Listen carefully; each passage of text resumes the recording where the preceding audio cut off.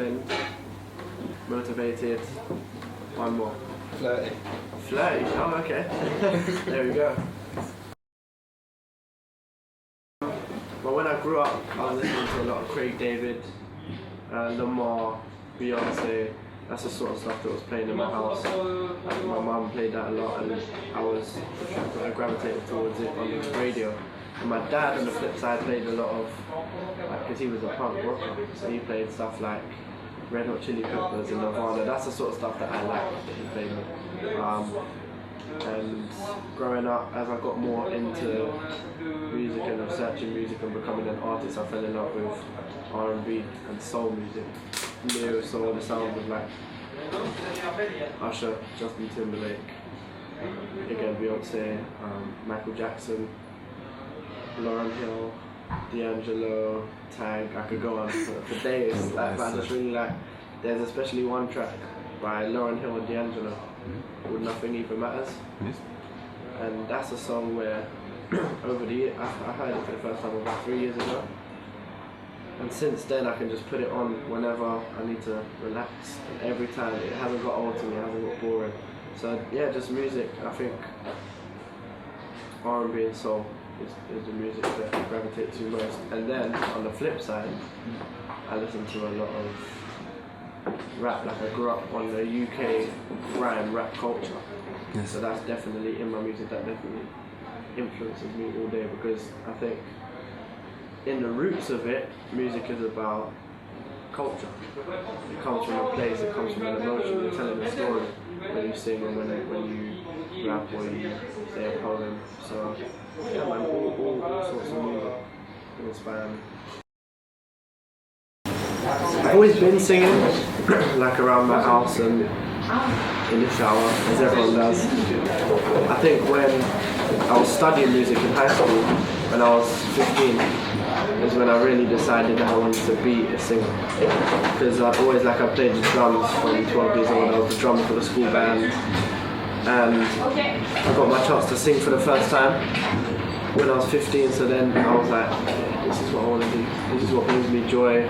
And then as I started experiencing different parts of being an artist, like performing live, being in the studio, creating that process, rehearsing with the band, like every aspect of being an artist I enjoy. So that's what I want to do. I sing all the time. These guys will let you know, I'm always singing. So yeah, and why? Because it brings me happiness, and it feels right. And I love how you can change a room, change the energies of a room just by one song. Like Adele is someone who does that so well. She just captures the whole room with emotion. The first time I recorded this track was when I was 13, and I was doing a rap song with a few of my friends from around my area. That's what I grew up around. Like, there's a thing in London, in the UK, called grime, and it's like fast-paced, quite like aggressive rap.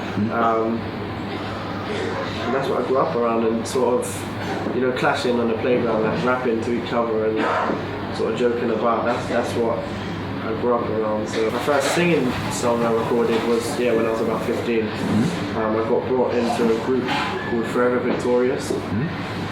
It's a group of producers and rappers and stuff, and then we just started recording at any place we could, youth clubs, in my friend's house, anywhere. So yeah.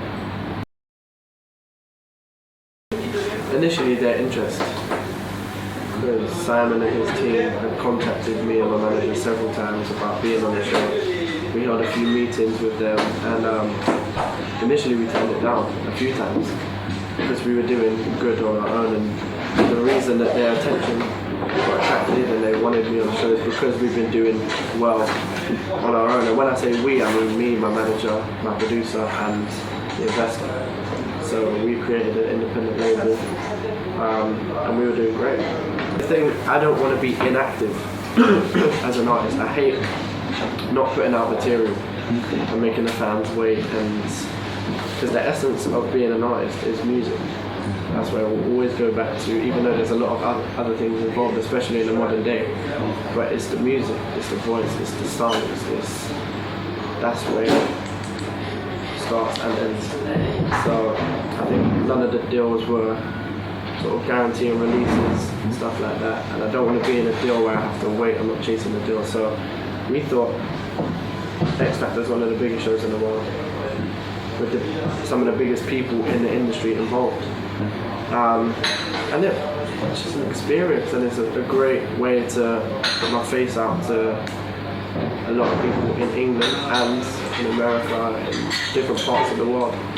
So we were like, I think definitely, and just interacting with the other contestants and seeing them perform live and just being a part of the whole X Factor world gave me that extra push I needed, I think, to get, like, because we've got already, as an independent, I'd say about 5 songs, album ready. Because last year we put out a lot of singles and we were doing a lot of experimenting and testing the sounds and putting out different representations of me as an artist. I think this album really brings it all together and represents the sound of Jordan Morris.